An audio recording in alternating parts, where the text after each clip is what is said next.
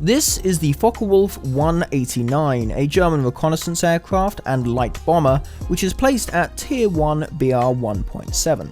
Historically, the Focke-Wulf 189 first flew in July of 1938 and entered service with the Luftwaffe in August of 1941. Well over 800 examples of the type were produced and were used operationally by not only the Luftwaffe but also with the Hungarian Air Force, Slovak Air Force and Romanian Air Force, just to name a few. Despite being primarily used as a scouting aircraft, the Focke-Wulf 189 was considered for roles such as ground attack and bombing over its active lifetime, although these modifications of the airframe did not exactly see widespread use as other aircraft were chosen due to their superior performance in those roles. The variant in War Thunder is the Focke-Wulf 189 A-1, which is classified in-game as a light bomber, and is certainly very distinctive thanks to its twin-boom configuration and somewhat strange-looking fuselage. It was originally an event prize for the 2016 Operation Summer event, and was then later available as a side prize for the 2017 Festive Quest event, which is when I acquired my Focke-Wulf 189. So to start off with the weaponry, the A-1 has a pair of pilot-controlled 7.92mm MG-17 machine guns. These have 500 rounds per gun and are mounted in the wing root just either side of the fuselage. They also have a fire rate of 1,150 rounds per minute, which does give the pilot a reasonable amount of trigger time before those 500 rounds will be expended. In addition, the A-1 also has a pair of defensive turrets. These are each armed with a single 7.92mm MG-15 machine gun. These have a fire rate of 1,050 rounds per minute, which is slightly slower than the pilot-controlled guns, and these do also have varying ammo amounts, with the rear turret having 750 rounds and the dorsal turret having 450. These turrets do also provide a fairly reasonable amount of cover, so will be quite useful if you have an enemy on your 6. As well as its guns, the A-1 can also be fitted with 4 50kg bombs. These are mounted under the wings and can potentially be used for attacking enemy ground targets or enemy bases, although these are not exactly the most powerful bombs, with only 25kg of explosive mass each, so a good level of accuracy will be required when attacking enemy targets. There's also a limited amount of armor to protect the pilot of the aircraft. The seat is made of 8.5mm steel armor, and then there's also an additional 8.5mm plate in front of the pilot. As far as flight performance, the 189 is somewhat surprising. At a glance, you would assume that it would be somewhat slow with average or even bad maneuverability, like most other aircraft of comparable role. And while yes, being slower than most fighters it will be facing, it has a fair advantage when it comes to maneuverability. Any monoplane fighter that you come across can be at least matched, if not outright beaten, in a turn fight. The 189 can even go toe-to-toe with some of the biplanes that it will commonly come across, and due to the nature of being classified and looking like a bomber, most fighters are very easily baited into a turn fight where the 189 can very quickly gain an advantage. Another feature that gives the 189 an advantage is actually being classified as a bomber. This means that it gets a bomber spawn in air battles, giving it a significant altitude advantage over the enemy fighters at the start of the match, and this will allow the pilot of the 189 to start most early engagements on their terms, which usually makes getting a few early kills quite easy. The A-1 is powered by a pair of Argus AS410 inline engines. These produce up to 452 horsepower each, and while having 2 engines does offer a level of redundancy, the aircraft will be greatly underpowered on only 1 engine, so a return to base would be advisable if one of those engines is lost. Unfortunately, the Focke-Wulf 189 does not yet have a fully detailed cockpit, so simulator players will have to make do with a placeholder. The vehicle also lacks any readily available secondary camos, although it did have an experimental scheme during its original event release. There is though thankfully a good selection of user-made skins, one of which I have applied for most of this video, and of which I will of course put a link to in the description. So with that fairly in-depth overview of the vehicle complete, let's move over and take a look at how it performs in Air RB. So this first game is really just a demonstration of how useful that bomber spawn is for this aircraft. At this point, I've dumped my bombs, I have no intention of using them, and I'm starting off by engaging these enemy bombers, the B-3C, which is of course a Swedish version of the Junkers 86. First one down, pilot snipe. Second one, I'm going to attempt to pilot snipe again. With these guns, they're relatively small caliber, so it's a lot easier just to attempt to go for the pilot snipe just by aiming for the cockpit. If you try and spam all over the enemy aircraft and try and knock them out by essentially destroying the enemy aircraft, it's going to take quite a lot of ammunition, and I'm hoping to save some of that ammo for engaging those enemy fighters. But nonetheless, two of those B-3Cs were taken out, both by pilot snipes, and that's two enemy bombers that are now not going to be able to take out our bases.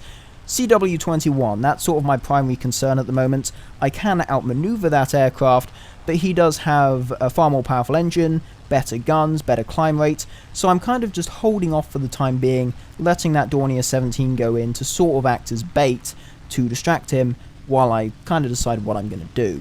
Enemy TBD-1, another enemy bomber attacker type aircraft. I decided to just sort of fire off some pot shots, try and get a hit. I do get a critical, don't kill him quite yet, but we are going to see him a little bit later on. So now my attention turns back to that CW-21.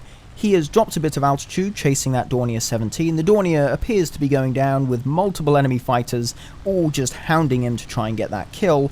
CW-21 on the other hand has also turned his attention to me. We sort of go for a head-on, neither of us get any solid hits. He ducks under, clearly thinking that, oh, it's a bomber, I'm going to outmaneuver him, get on his 6, blow him to pieces. I do rip off my flaps, but that doesn't matter, I can still outturn this guy, and at this point there's not much he can do. Sort of squirms for a little bit, I set him on fire, and at that point it's basically over. Knock out his pilot. That is, that's my first fighter kill of this game. I-16, quite close. He is lower than me, so I have the altitude advantage, but nonetheless, I decide to go in for a head-on.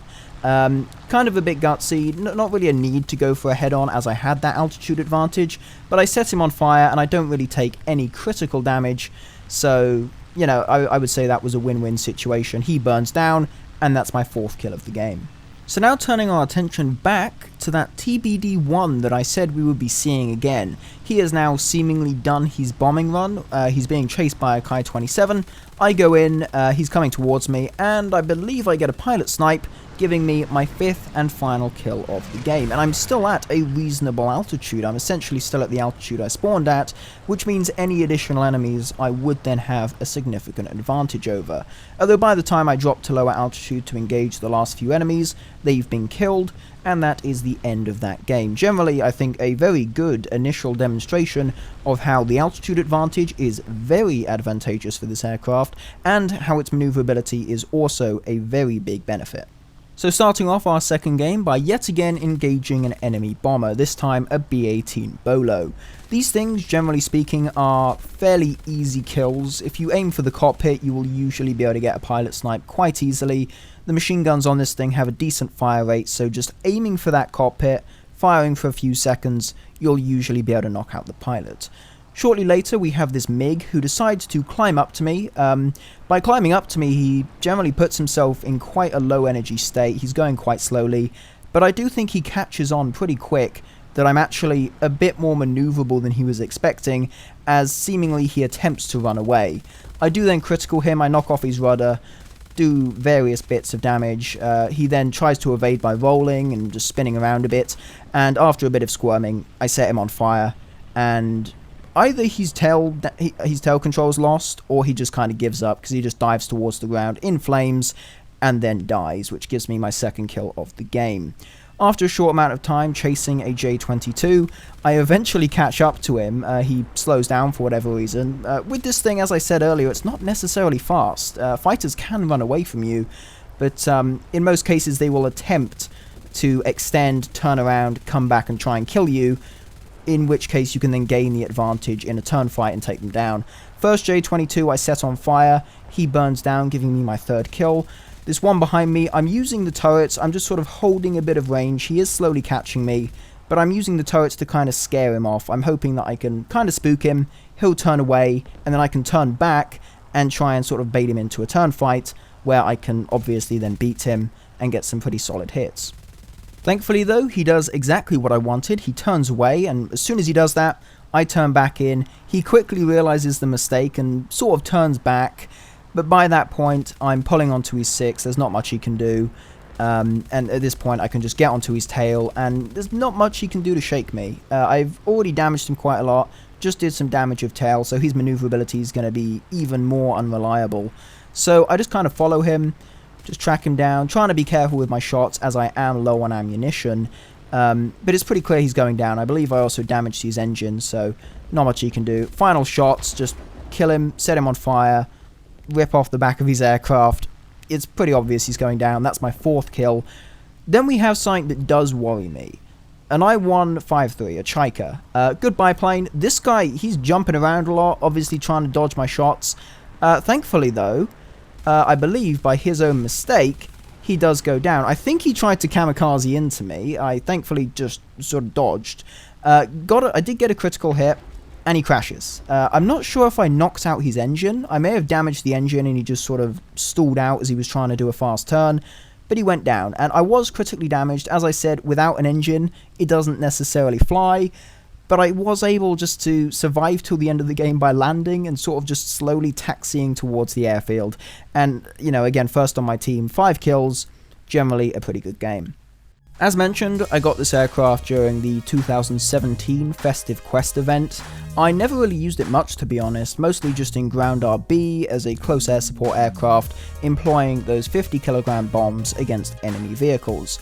And I never really found those to be the most effective, to be honest. Not much explosive mass, and to get a somewhat accurate hit, you usually need to aim to one side, as the bombs are mounted quite far out on the wings, so there's quite a big bit of separation between the 2 bombs that are dropped on each drop. So I didn't really find much use there, and it wasn't until recently that I was just sort of messing around, and I decided, hey, it's a weird looking airplane, let's take it out in ARB, it's a low tier thing, what's the worst that can happen? And it was actually really fun. I was really surprised by the maneuverability, to be honest. So it's a very fun airplane. As far as I know, it's only currently available on the War Thunder market, probably for some stupidly expensive price that it isn't worth. Obviously it's a low tier vehicle, it's very cool, I love the airplane, but it's certainly not worth whatever the market price probably is.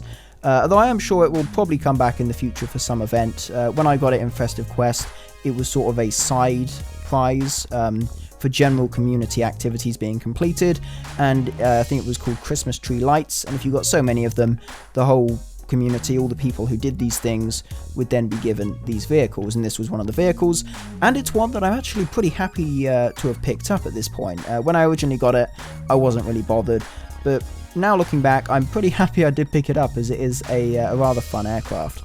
Nonetheless though, that's going to be it from me. Thank you very much for watching. If you did enjoy, please consider dropping a like on the video, and if you wish to see more content such as this, feel free to subscribe to the channel. Thanks again for watching, and I'll see you in the next one.